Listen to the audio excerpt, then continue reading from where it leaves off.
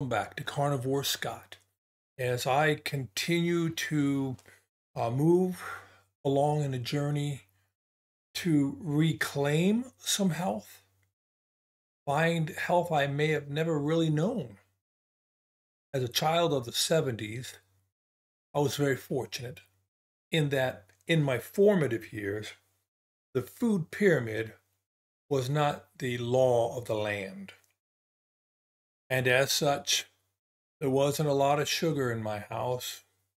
We weren't deprived, it just wasn't the norm. But that changed in 1978. Changed for all of us. And pretty soon, the people from the cigarette companies had moved into the food business, the agricultural business. We're teaming up with the people who brought you Kellogg's and all the things that entails. And I won't go into that right here. I'm sure there's plenty out there that you can look into. So I grew up a skinny kid, a normal kid, played in the streets, played outside in the mean suburbs of El Paso. No, I had a great childhood and I had the opportunity to go out and play, and we didn't have so many cloistering rules that would frustrate a child's development. Now, of course, I did plenty of boneheaded things too, and that's to be expected. But for both myself, my brothers and sister, for my wife and her family, it was not uncommon for us to be out till the street lights were on. And you didn't want to be home because if you were home, Mom would have you doing chores. You'd be working around the house or doing something in the yard. Mom was pretty smart. She was like, I want these kids out to play when it was the summertime. So we would go out and we would play and ride our bikes and run all over our little area, and we would explore. And for me, it was a desert, so we would explore the desert and the things you find in a desert. My wife tells me of growing up and walking in a stream near her house, a little creek, and chasing after crawdads and looking at salamanders and pollywogs and frogs, and, the usual things.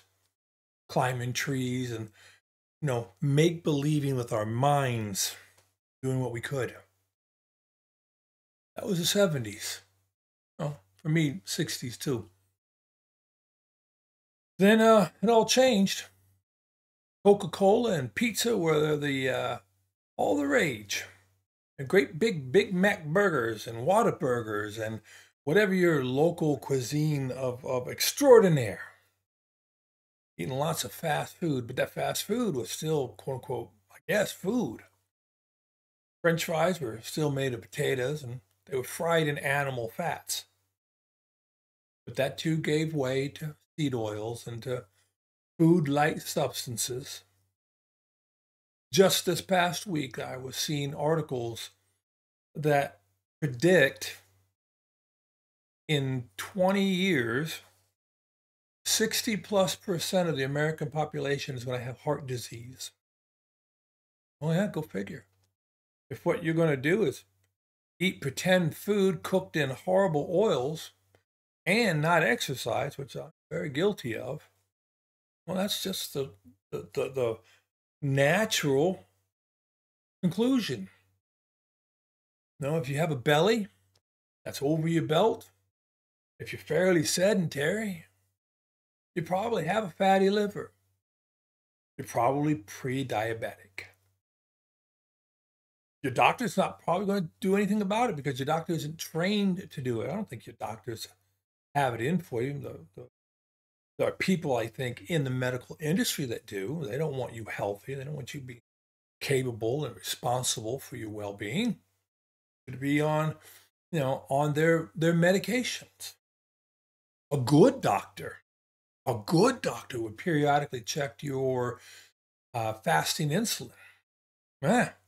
Maybe check something like your CRP, the C-reactive protein. A good doctor wouldn't wait until your pancreas has given up and now your fasting blood glucose is above 120 all the time because it's given up. It's amazing how the body was designed and built and how resilient the body can be. that you could be pre-diabetic for 10 years, 15 years maybe, and still repair it and reverse it. You can even do that here with you if you're full-blown diabetic at times. Depends on how long. Everybody's different. Not everybody will respond the same. It's a tragedy. And it's not just a tragedy in a global sense, because it is all around the world. Personal. We have got to personalize this. Until it's you, until it's your child, your mother, your brother, your father, someone dear to you, husband, wife, until it personally strikes you, just doesn't seem to have the importance. There are words you just don't want to hear at a doctor's office. The C word, right? You don't hear that. You don't hear you might be diabetic and now you're going to have to start taking medications for the rest of your life. And then to find out they're going to give you medication to keep you on that path. It's going to give you insulin. Now, before anyone gets too bent out of shape, it very well could be that you, like myself, were addicted or are addicted to sugar. It's a very addictive substance. Look it up. I didn't say it. There are plenty of papers. There are plenty of peer-reviewed in-people studies about how sugar impacts the mind, the brain, the dopamine, all the good things, okay? Not in those studies that are just, we just looked at a bunch of other studies, right? But no, we talk about in a person, blind, controlled, placebo, all that good stuff taken care of that, right? I'm not a scientist. I'm not a doctor. Never played one. Sugar's bad for you in the amounts that we eat it. Now, someone out there is going to say, oh, sugar's not bad for you. Your body makes it. Yeah, a little bit. I don't know that you have 2 teaspoons running around in your body at any one time of total glucose, which your brain is using a lot of it, particularly if you're a glucose-based person. Now, if you're a ketone-based person, your brain doesn't have to use nearly as much. It might use some, but not nearly as much. The old carburetor is tuned a little different. But if you're a sugar-based, carb-based, there's only 2 teaspoons. What is it, about 28 grams in a teaspoon, give or take, plus or minus? So it's about 28.3 grams, yes. So 2 teaspoons, 40, 28, 20, 40, 56. Let's go 57. 57 grams of sugar in the form of glucose running around in your bloodstream anytime. You can store about 300 calories, I guess, in your liver. You can store some in your muscles, but overall, you don't have a whole bunch. All right. And yet, how much sugar is in one can of your favorite soft drink, pop, cola, what are you going to call it? Sweet tea down south. We get more sugar, or not, I shouldn't say we, but on the standard American diet, as given to us by Tony the Tiger and people like that, there's more sugar in a breakfast cereal than you need all day long. And then you're going to throw a snack, a midday meal, a midday snack, dinner, and an evening snack. Sugar, sugar, sugar, sugar. All the time. That's where we are today. That's why we're unhealthy. That's why medical costs are going through the roof. You pay a lot of tax dollars. I would say a preponderance of your tax dollars go to metabolically ill people. People who have a condition predicated on their metabolic disease, dis-ease.